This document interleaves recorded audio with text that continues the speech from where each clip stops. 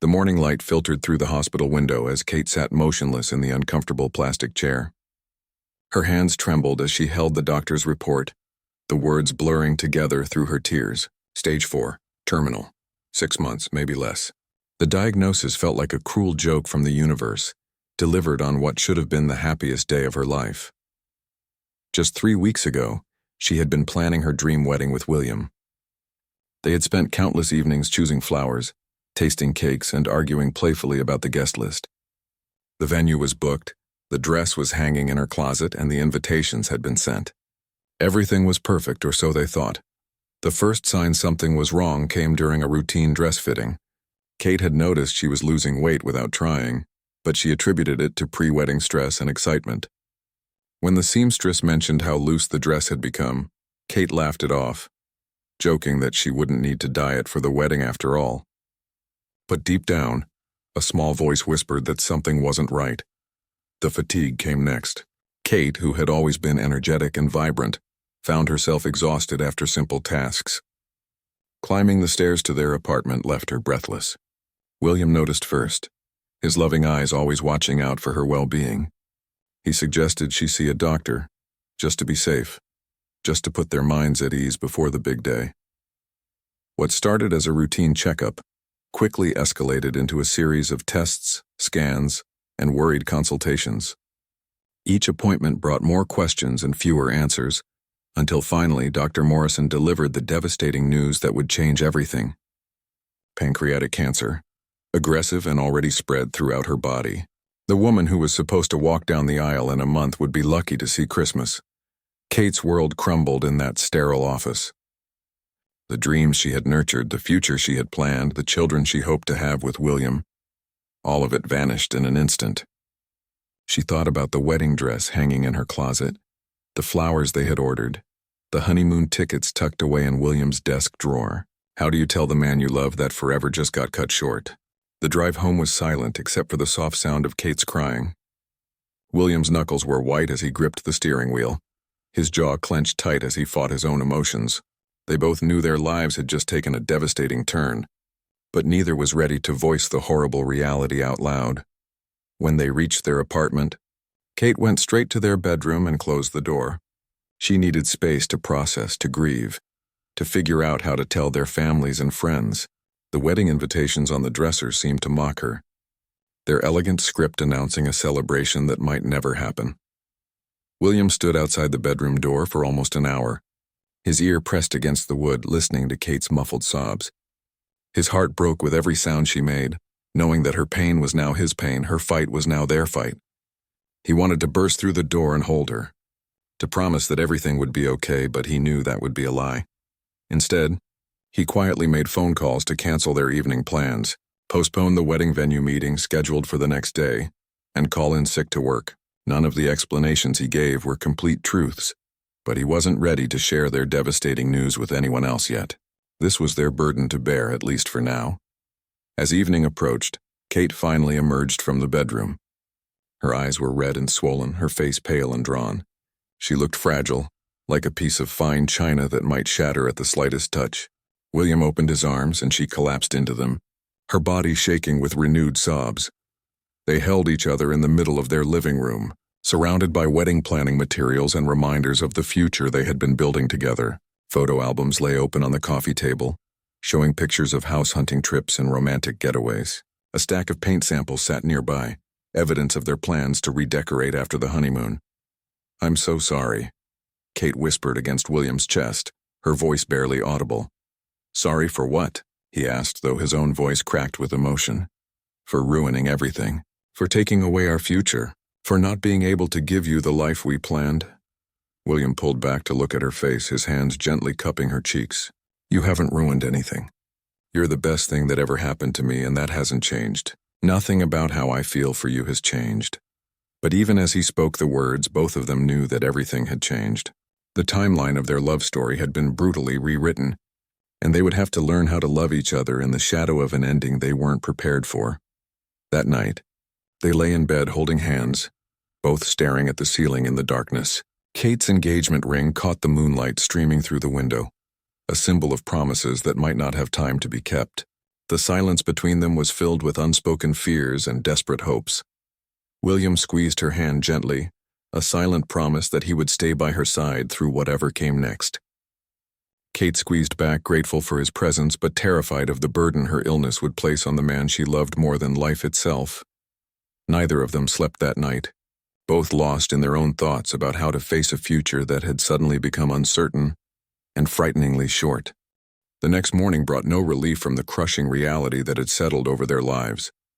Kate woke before dawn, her body instinctively reaching for William's warmth beside her. He was already awake, his eyes fixed on her sleeping face as if he were trying to memorize every detail. When their eyes met, the previous day's nightmare came flooding back, and Kate felt the familiar ache in her chest that had nothing to do with her illness. "We need to tell people," Kate said softly, her voice hoarse from crying. "We can't keep this secret forever." William nodded, though the thought of sharing their devastating news felt impossible. "How do you call your mother and tell her that her future daughter-in-law is dying? How do you explain to friends who were excited about the wedding that there might not be a wedding at all?" They decided to start with their immediate families. Kate's parents lived 2 hours away in the countryside, while William's mother lived across town. Both families had been thrilled about the engagement and had been heavily involved in wedding planning. The thought of crushing their excitement and joy felt almost as painful as the diagnosis itself. Kate called her parents first, her hands shaking as she dialed the familiar number. Her mother answered on the second ring, her voice bright with excitement. "Katie, sweetheart. Perfect timing. I was just looking at centerpiece ideas for the reception. I found the most beautiful arrangements with white roses and baby's breath. What do you think?" Kate's throat tightened and she looked at William for strength. He took her free hand and squeezed gently, his eyes encouraging her to continue. "Mom, I need to tell you something important. Can you put Dad on the phone too?" The tone of Kate's voice must have conveyed the seriousness of the situation, because her mother's excitement immediately shifted to concern. "What's wrong, honey? You sound upset." When both parents were on the line, Kate took a deep breath and delivered the news that would forever change their family's world. The silence that followed seemed to stretch for eternity.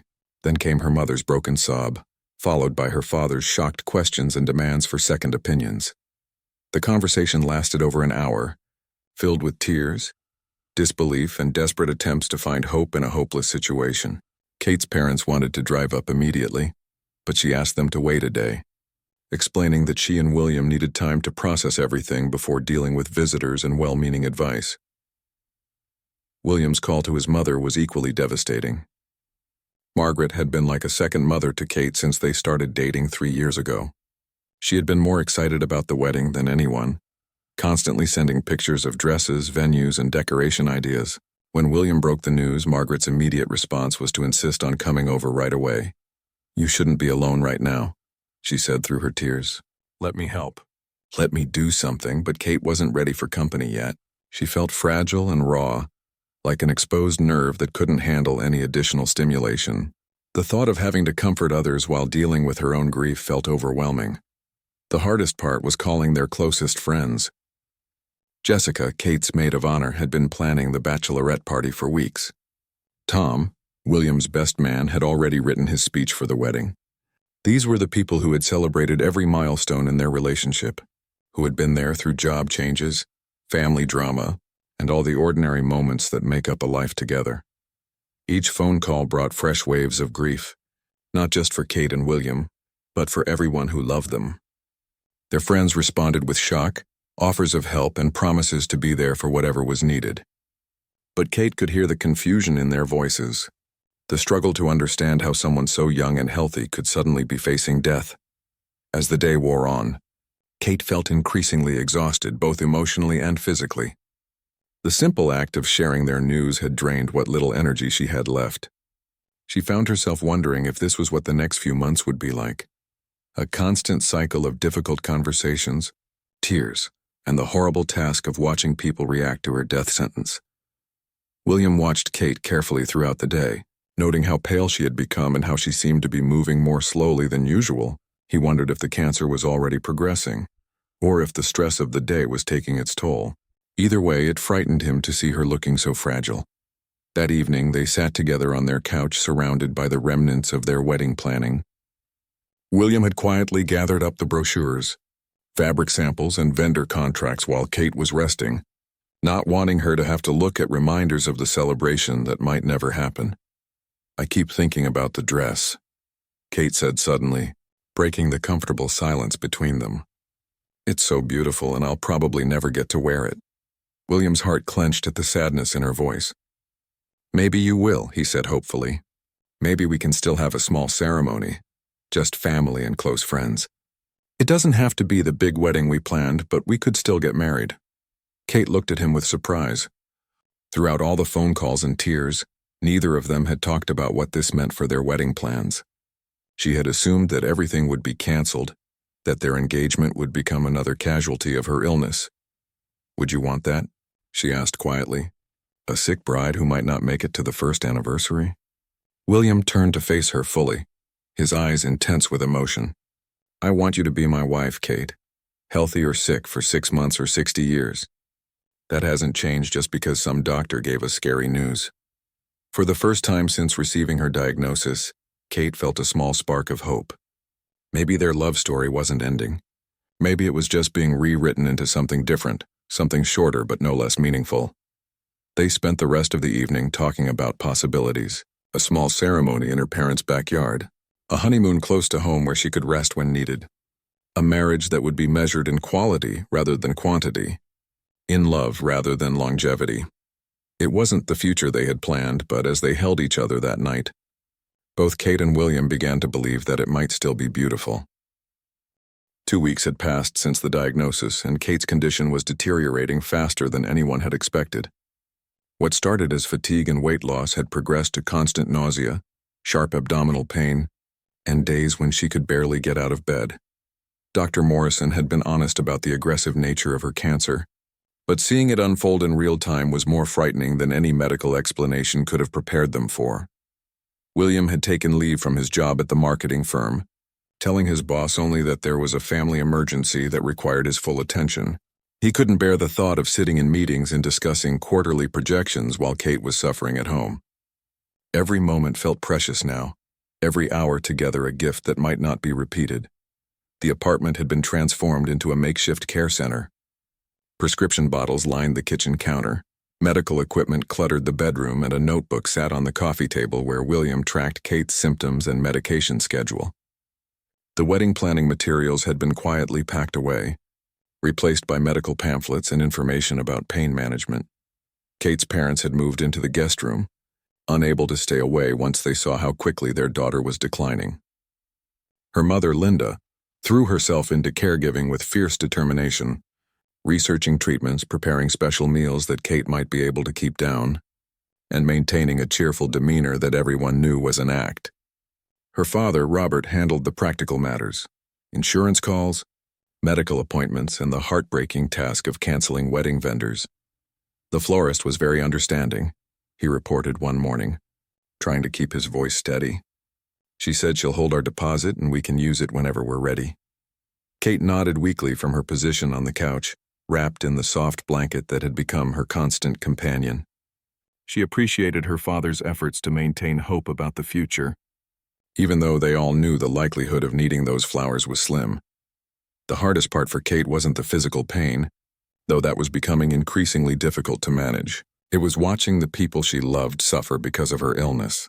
William had dark circles under his eyes from sleepless nights spent monitoring her breathing. Her mother had lost weight from stress and barely ate anymore. Her father had aged years in the span of weeks, his usually confident demeanor replaced by a quiet desperation. Margaret, William's mother, visited daily, bringing homemade soup and maintaining a steady stream of hopeful chatter about new treatments and miracle recoveries she had read about online. Kate appreciated the effort, but sometimes the forced optimism felt exhausting when all she wanted was for someone to acknowledge that she was dying. Dr. Morrison had suggested they consider hospice care, a conversation that sent everyone into a fresh spiral of grief and denial. The word hospice felt like giving up, like surrendering to the disease instead of fighting it. But Kate was beginning to understand that sometimes surrender wasn't about giving up. It was about choosing how to spend whatever time remained. one particularly difficult evening. After Kate had spent most of the day vomiting and unable to keep even water down, she asked William to help her into the bedroom for a private conversation. Moving from the couch to the bed, a journey that used to take 30 seconds, now required careful planning and William's strong arms supporting her increasingly frail body. "I need to talk to you about something," Kate said once they were settled on the bed, her voice barely above a whisper. William's heart clenched with fear. These serious conversations had become more frequent as Kate's condition worsened, and they usually involved discussions about end-of-life decisions that no 28-year-old should have to make. "I want to get married," Kate continued, her eyes meeting his with a determination he hadn't seen in weeks. "Not the big wedding we planned, but something small and soon. While I can still stand up and say the vows myself." William felt tears spring to his eyes. Despite everything they had been through, despite all the conversations about modified wedding plans, hearing Kate express this desire felt like a miracle. It meant she was still fighting, still believing in their love even as her body failed her. "Are you sure?" he asked gently. "You don't have to do this for me, Kate. I know you're my wife in every way that matters." Kate shook her head slowly. "I want to do this for us. I want to marry you while I can still be present for it, while I can still remember every detail. I want that moment with you before everything else gets taken away." They talked late into the night about what kind of ceremony would be possible given Kate's condition. Something small and intimate, maybe in her parents' backyard where she had played as a child. Just immediate family and their closest friends. A simple dress instead of the elaborate gown hanging in the closet. Flowers from the local grocery store instead of the expensive arrangements they had ordered. William worried about the logistics of planning a wedding when Kate could barely stay awake for more than a few hours at a time. But her parents and Margaret immediately jumped into action, grateful to have something positive to focus on instead of just managing symptoms and doctor's appointments. Linda called the minister from Kate's childhood church, explaining the urgent circumstances. He agreed to perform the ceremony wherever and whenever they needed him. Robert contacted their closest friends and family members, asking them to keep the following Saturday free for a very special but low-key celebration. Margaret took charge of finding a dress that would be comfortable for Kate to wear, while still making her feel beautiful. She found a simple white sundress with a flowing skirt that wouldn't irritate Kate's sensitive skin, and she altered it herself to ensure a perfect fit. The week leading up to the ceremony was a whirlwind of quiet activity. Everyone involved understood that this wasn't just a wedding. It was a race against time. Kate's energy levels were unpredictable, and they all knew that waiting another week might mean losing the opportunity altogether. As Saturday approached, Kate felt a mixture of excitement and terror. She wanted desperately to marry William, to have that moment of joy and celebration before the end came. But she was also afraid that her body would betray her on the day that mattered most, that she would be too sick to participate in her own wedding. William spent the night before the ceremony holding Kate close, both of them awake and anxious about the day ahead. Neither spoke about their fears, but both understood that this might be the last happy day they would have together. Saturday morning dawned bright and clear, as if nature itself was blessing their special day. Kate woke before sunrise, her stomach churning with a combination of wedding day nerves and the nausea that had become her constant companion. She lay quietly for a moment, listening to William's steady breathing beside her, trying to gather the strength she would need for the day ahead. The ceremony was scheduled for 2 o'clock in her parents' backyard, a time chosen specifically because Kate's energy levels were usually highest in the early afternoon. Margaret had arrived early to help with preparations, and the house buzzed with quiet activity as everyone worked to create a perfect moment despite the heartbreaking circumstances. Linda had spent the morning arranging simple white roses and baby's breath throughout the garden, the same flowers Kate had originally chosen for her reception centerpieces. The irony wasn't lost on anyone that these decorations, meant for a celebration of their future, were now being used for what might be their final celebration together. Kate's getting ready process was unlike anything she had ever imagined for her wedding day. Instead of champagne and laughter with her bridesmaids, she sat quietly while her mother helped her into the simple white dress Margaret had altered. Every movement had to be careful and deliberate, as Kate's energy reserves were precious and couldn't be wasted on unnecessary exertion. Margaret had brought a professional makeup artist who specialized in working with cancer patients, someone who understood how to create a beautiful look while working around the effects of illness. The artist worked gently, using techniques to minimize Kate's pallor and create the illusion of health and vitality. When she was finished, Kate looked more like herself than she had in weeks. "You look beautiful."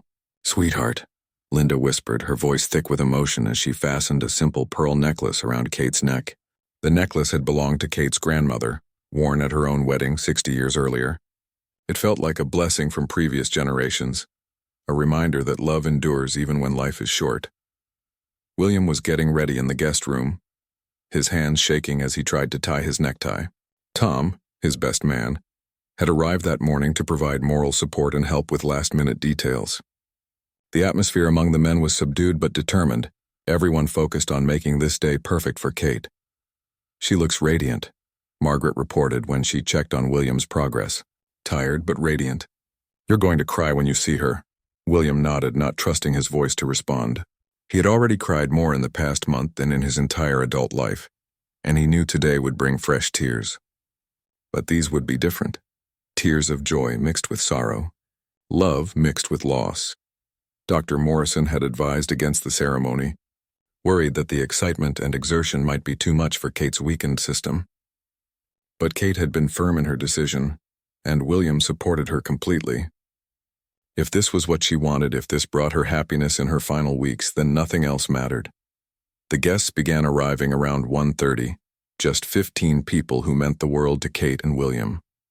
Jessica, Kate's maid of honor, brought a small bouquet of white roses from her own garden. Kate's aunts and uncles drove in from neighboring towns, their faces showing the strain of the past month's revelations. William's father, who had divorced Margaret years earlier but maintained a civil relationship, arrived with his new wife, both offering quiet support. Everyone understood the gravity of the situation. This wasn't just a wedding. It was a goodbye disguised as a celebration. The usual wedding day excitement was tempered by the knowledge that the bride was dying, that this moment of joy was stolen from the jaws of tragedy. At precisely 2 o'clock, the minister took his place under the oak tree where Kate had climbed as a child. The tree's massive branches provided natural shade, and its ancient strength seemed to offer protection and blessing for the ceremony about to take place beneath it. William walked out first, his eyes immediately scanning the assembled group for Kate. When the back door opened and she appeared on her father's arm, the breath caught in his throat. Despite everything, the illness, the weight loss, the obvious fragility, she was the most beautiful woman he had ever seen. Kate's walk down the garden path took much longer than a traditional bridal march. Each step was measured and careful, with Robert providing steady support and Linda walking close behind in case assistance was needed. But Kate's eyes never left William's face, and the smile that lit up her features was genuine and radiant. The ceremony itself was brief but deeply meaningful. The minister spoke about love that transcends circumstances, about commitment that goes beyond in sickness and in health, to encompass the ultimate test of devotion. His words were carefully chosen to acknowledge their situation without dwelling on the sadness that shadowed their joy. When it came time for vows, Kate and William had decided to speak from their hearts rather than recite traditional promises about growing old together. Kate went first, her voice quiet but steady. "William, I can't promise you a lifetime, but I can promise you that every day I have left will be filled with love for you. You've shown me what it means to be cherished, what it means to be truly seen and accepted. I'm grateful for every moment we've had, and I'm grateful for every moment we have left." William's vows were spoken through tears that he made no attempt to hide. "Kate, you've taught me that love isn't measured in years but in depth, not in quantity but in quality. Whatever time we have together, whether it's months or decades, I will spend it loving you with everything I have. You are my heart, my home, my everything." The ring exchange was particularly poignant, as they slipped simple gold bands onto each other's fingers with hands that shook from emotion, and, in Kate's case, from weakness. The rings felt solid and real, tangible proof that this moment was happening despite all the obstacles they faced. When the minister pronounced them husband and wife, the kiss that sealed their marriage was gentle and tender, full of love and hope despite the circumstances. The small gathering erupted in tears and applause, everyone overwhelmed by the beauty and tragedy of what they had just witnessed. The reception was held right there in the garden, with a simple cake Margaret had baked and a playlist of Kate and William's favorite songs playing softly in the background. Kate managed to stay for almost 2 hours, much longer than anyone had expected, sustained by joy and determination to celebrate this moment fully. As the sun began to set and Kate's energy finally flagged, William scooped her up in his arms and carried her inside, their guests calling out blessings and good wishes. They were married now, husband and wife, and for one perfect afternoon, the shadow of her illness had been pushed aside by the light of their love. The weeks following their wedding brought a bittersweet period of adjustment to their new reality. As husband and wife facing terminal illness together, Kate's condition continued to deteriorate, but being married had given both of them a sense of completion that made the difficult days slightly more bearable. They were no longer just a couple fighting cancer. They were a married couple, bound together by vows that had been tested by the worst circumstances life could offer. William found himself treasuring the smallest moments with his wife. The way Kate's face lit up when she managed to keep down a full meal. The quiet conversations they shared in the early morning hours when pain medication made her more talkative. The feel of her hand in his during the long afternoons when she slept and he simply watched her breathe, grateful for each rise and fall of her chest. Dr. Morrison had been right about the rapid progression of Kate's cancer. By October, just 6 weeks after their wedding, she required constant care and stronger pain medications that left her drowsy and confused for much of the day. The hospital bed that had been delivered to their apartment dominated the living room, surrounded by medical equipment and supplies that made their home feel more like a clinic. Kate's parents had essentially moved in permanently, taking shifts with William to ensure someone was always available to help with medications, assist with basic needs, and provide comfort during the increasingly difficult nights. The apartment that had once been filled with laughter and wedding planning was now hushed and solemn, everyone moving carefully and speaking in whispers as if afraid to disturb the fragile peace. Margaret visited daily, bringing homemade soup that Kate could rarely eat, and maintaining a cheerful demeanor that everyone knew was becoming harder to sustain. She had become the family's anchor, organizing meal trains from friends, coordinating with medical suppliers, and handling the countless phone calls that came with managing a terminal illness. Kate's friend Jessica stopped by several times a week, bringing magazines and gossip from the outside world that Kate appreciated, even when she was too tired to fully engage.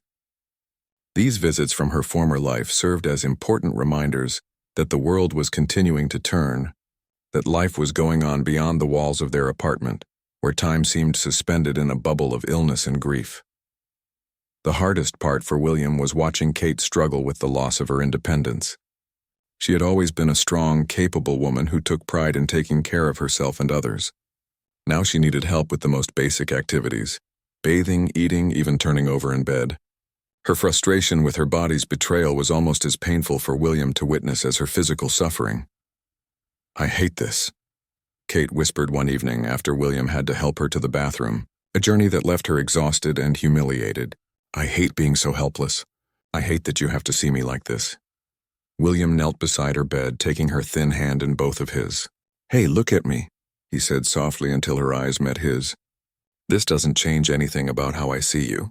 You're still the strongest person I know. You're still beautiful. You're still the woman I fell in love with." Kate's eyes filled with tears, a mixture of gratitude and grief. "I wanted to be a good wife to you. I wanted to take care of you, cook for you, build a life together. Instead, you're stuck taking care of an invalid." "You are taking care of me," William insisted. "Every day you fight this disease, you're taking care of me. Every time you smile, every time you let me hold you, every time you stay with me for another day, you're taking care of my heart." These conversations became more frequent as Kate's condition worsened. She worried constantly about the burden she was placing on everyone she loved, the disruption her illness had caused to their lives. No amount of reassurance seemed to ease her guilt about being sick, about taking so much and being able to give so little in return. Dr. Morrison recommended increasing Kate's pain medication again, warning that it might make her even more drowsy and less lucid. The choice between pain and awareness was an impossible one, but Kate's physical suffering had become so severe that everyone agreed comfort had to take priority. The increased medication brought relief from pain, but also brought changes that were difficult to accept. Kate slept for longer periods, sometimes 18 or 20 hours a day. When she was awake, she was often confused about where she was or what day it was. Sometimes she forgot conversations they had just finished or called William by her father's name. But there were still moments of clarity that felt like precious gifts. During these times, Kate would emerge from the fog of medication and illness like herself again, asking about friends, wanting to hear about William's day, or sharing memories from their time together. These conversations were treasured by everyone who loved her, recorded mentally as final glimpses of the woman they were slowly losing. One particularly clear evening in late October, Kate asked William to bring their wedding album to bed. They spent an hour looking through the photos Margaret had rushed to have developed, remembering details from their special day just 2 months earlier. Kate studied each picture carefully, as if trying to memorize the happiness captured in those images. "I'm glad we did it," she said, touching a photo of their first kiss as husband and wife. "Even knowing how short our marriage would be, I'm glad we made it official. I'm glad I got to be your wife, even if it's only for a little while." William kissed her forehead gently, his own eyes wet with tears. "You'll always be my wife, Kate. Death doesn't change that. These vows we made, this love we have, it's bigger than whatever happens to your body." Kate smiled at his words, the first genuine smile he had seen from her in days. "Promise me something," she said, her voice growing weak again as the effort of staying alert began to drain her energy. "Anything," William replied immediately. "Promise me you'll remember the good times more than the bad ones. Promise me you'll think about our wedding day and our first apartment and all those Sunday mornings we spent in bed reading the newspaper together. Don't let the cancer be the only thing you remember about us," William promised, though his heart was breaking at the implication behind her request. Kate was preparing for the end, trying to give him permission to be happy again someday. The generosity of her spirit, even in the face of death, made him love her even more deeply. November arrived with an early frost that painted the windows of their apartment in delicate ice crystals. Kate had always loved the changing seasons, but this autumn felt different, heavy with the knowledge that she might not see winter's end. Her condition had stabilized somewhat with the increased pain medication, giving them a brief reprieve from the rapid decline of previous weeks. But everyone understood this was likely temporary. Dr. Morrison had been honest about what to expect in Kate's final weeks. He prepared William and the family for the signs that would indicate the end was approaching, conversations that left everyone feeling helpless and heartbroken. But he also emphasized the importance of making these remaining days as meaningful and comfortable as possible. Kate had begun having what she called good days and bad days. On good days, she was alert enough to have conversations, to eat small amounts of food, and to participate in simple activities. On bad days, she slept almost constantly, emerging only briefly for medication and basic care. The unpredictability of these cycles made planning difficult, but it also made the good days feel like unexpected gifts. During one particularly clear afternoon, Kate asked William to help her write letters to the people she loved. She wanted to leave something tangible behind. Words of love and goodbye that could be treasured after she was gone. The task was emotionally exhausting for both of them, but Kate was determined to complete it while she still had the mental clarity to express her thoughts coherently. The letter to her parents was the most difficult to write. How do you thank the people who gave you life when that life is being cut short? How do you comfort them for a loss they shouldn't have to bear? Kate struggled with the words, starting and stopping several times before finally finding the right tone. "I want them to know how grateful I am," she told William as he helped her hold the pen steady enough to write. "Not just for raising me, but for these past months. They could have fallen apart, but instead they held me up. They gave me the strength to face this." Margaret's letter was filled with gratitude for welcoming Kate into the family and treating her like a daughter from the very beginning. Kate wrote about wedding dress shopping together, the Sunday dinners that had become family traditions, and the way Margaret had stepped up to care for her when she became too sick to care for herself. Jessica's letter contained memories of their friendship, inside jokes and encouragement for the future. Kate wanted her best friend to remember their laughter more than their tears, their adventures more than their goodbye. She included specific, Instructions for Jessica to help William clean out Kate's belongings when he was ready, knowing he would need support for that difficult task. The letter to William was the longest and most personal. Kate poured her heart onto the pages, telling him about falling in love with him, about the happiness he had brought to her life, and about her hopes for his future after she was gone. She wrote about wanting him to find love again someday, about living fully instead of being trapped by grief, about carrying their love forward into whatever life held for him. "I know you think you can't imagine loving someone else," Kate said to William as she sealed his letter in an envelope marked with his name. "But I want you to promise me you'll try. Not tomorrow, not next year, but someday when you're ready. Promise me you won't close your heart forever just because mine stops beating." William couldn't promise that. Not yet. The thought of loving anyone else felt impossible and wrong, like a betrayal of what they shared. But he took the letter and promised to read it when she was gone, to consider her words when grief wasn't so fresh and overwhelming. Kate also spent time on the phone with extended family members, cousins and aunts who lived far away, but wanted to say goodbye.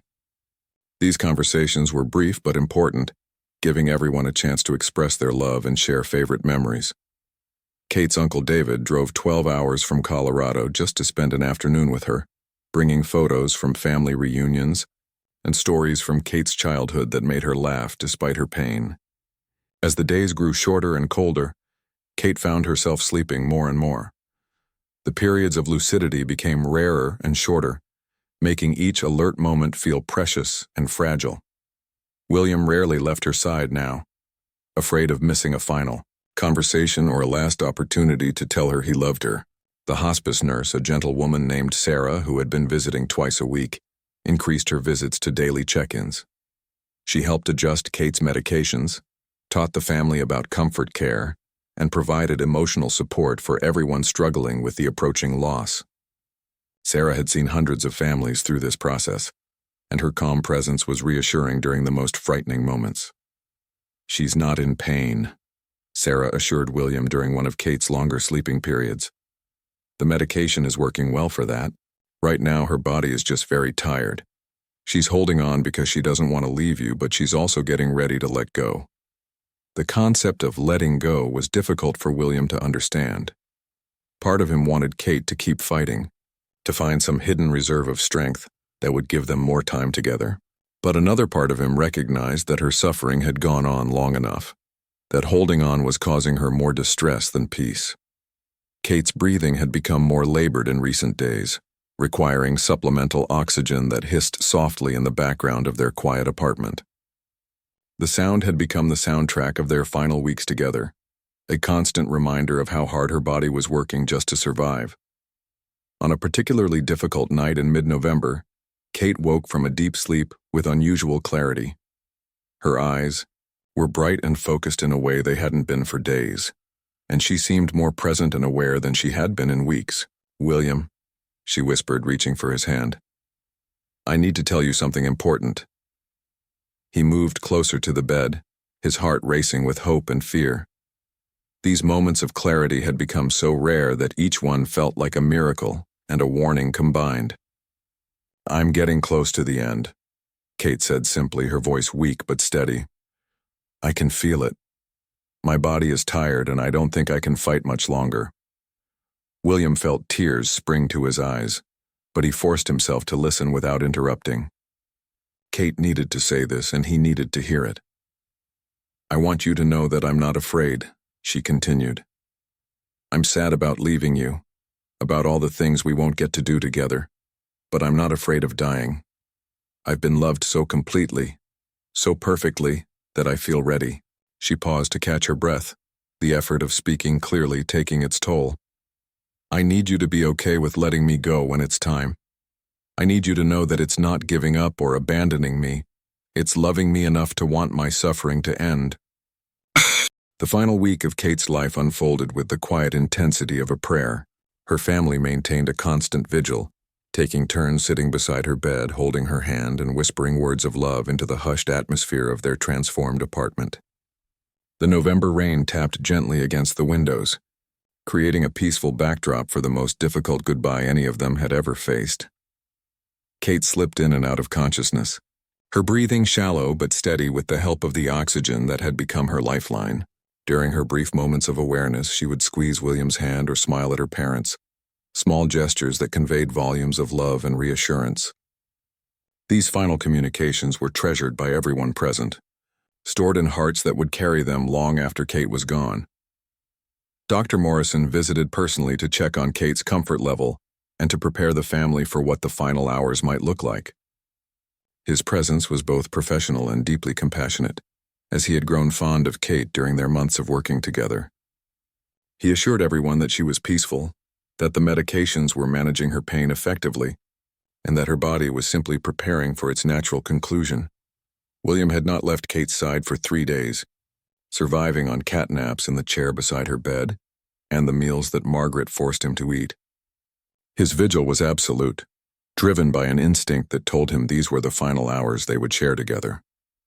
He talked to her constantly, sharing memories of their relationship, reading aloud from her favorite books and playing the songs that had been meaningful to them as a couple. "Remember our first date?" William whispered during one of his monologues, his voice hoarse from talking but determined to fill the silence. "You ordered the most complicated thing on the menu, and when it came out wrong, you ate it anyway because you didn't want to make a fuss. I knew right then that you were special, that you were different from anyone I'd ever met." Kate's fingers twitched slightly in his hand, a response that might have been coincidence but that William chose to interpret as acknowledgement. These tiny signs became his lifeline, evidence that she could still hear him, that his words were reaching her wherever her spirit was traveling. Her parents took turns sharing their own memories, Linda recounting stories from Kate's childhood, while Robert talked about watching her grow into the remarkable woman she had become. Their voices were thick with emotion, but they spoke with love rather than despair, celebrating the life they had shared with their daughter rather than mourning its brevity. Margaret arrived early Thursday morning, with a fresh change of clothes for William and the latest batch of cards and flowers that continued to arrive from friends who wanted to show their support. The apartment had become filled with tokens of love, photographs, flowers, cards, and small gifts that created a shrine to Kate's impact on the lives she had touched. Sarah, the hospice nurse, visited twice on Thursday and observed subtle changes in Kate's breathing pattern and responsiveness that indicated the end was approaching within hours rather than days. She gently prepared the family for what to expect, emphasizing that Kate appeared comfortable and peaceful, showing no signs of distress or pain. "This is how we hope everyone can go," Sarah said softly to William during a private moment, surrounded by love, free from pain, with dignity intact. "Kate is blessed to have all of you here with her." Thursday evening brought a sense of stillness to the apartment, as if time itself was holding its breath. Kate's breathing became more irregular, with longer pauses between breaths that left everyone counting seconds and praying for the next inhale. William positioned himself as close as possible to her face, whispering continuous words of love and permission. "It's okay, Kate," he murmured, his lips close to her ear. "You don't have to fight anymore. You can let go. I'll be okay, I promise. We'll all be okay. You've given us so much love, so many beautiful memories. You can rest now." At 11:47 p.m. on Thursday, November 21st, Kate took her final breath with William holding her hand and her parents standing watch beside her bed. The moment was peaceful and natural, like falling asleep after a very long day. There was no struggle, no dramatic gasping for air, just a gentle transition from breathing to stillness that left everyone in the room both heartbroken and grateful. The silence that followed was profound, broken only by quiet tears and whispered prayers. William continued holding Kate's hand for several minutes, unable to accept that the woman he loved more than life itself was truly gone.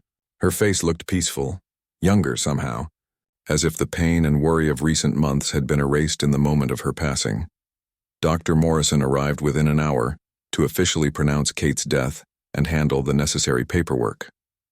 His presence was comforting during those first shocking moments of official widowhood, as he treated Kate's body with respect and dignity while guiding the family through the immediate practical requirements. The next few hours passed in a blur of phone calls, arrangements, and the surreal experience of planning a funeral for someone who had been alive just hours earlier. William moved through these tasks mechanically, grateful for the family members who handled most of the details, while he processed the reality of his loss. Kate's funeral 3 days later was a celebration of her life, rather than a mourning of her death. The church was filled with flowers, music she had loved, and stories shared by friends and family members who wanted to honor her memory. William spoke briefly about the woman who had taught him that love could be measured in quality rather than quantity, that some marriages pack a lifetime of devotion into just a few months. In the weeks and months that followed, William began the long journey of learning to live without Kate, while carrying her love forward into an uncertain future. He kept her letters close, reading them whenever grief threatened to overwhelm him, and slowly began to understand what she had meant about remembering joy alongside sorrow. Kate's room became a sanctuary, where William went to feel close to her, surrounded by photographs and mementos that told the story of their brief but profound love affair. Friends and family checked on him regularly, understanding that his healing would be a slow process that couldn't be rushed or forced. As the first anniversary of Kate's death approached, William finally felt ready to read the letter she had written specifically for that day, sealed in an envelope marked, "For our first anniversary apart." Her words encouraged him to honor their love by living fully, by opening his heart to new experiences while never forgetting the foundation of strength she had helped him build. Kate's legacy lived on, not only in William's transformed understanding of love and loss, but in the countless lives she had touched during her brief time on Earth. Her courage in facing death, her grace in suffering, and her insistence on celebrating love even in the shadow of endings became an inspiration that rippled outward through everyone who had known her story. The heartache that had filled the room during her final weeks was transformed over time into a deep appreciation for the privilege of loving someone so completely that their loss could devastate and reshape an entire life. William learned to carry both the pain and the joy, understanding finally that they were two sides of the same precious coin.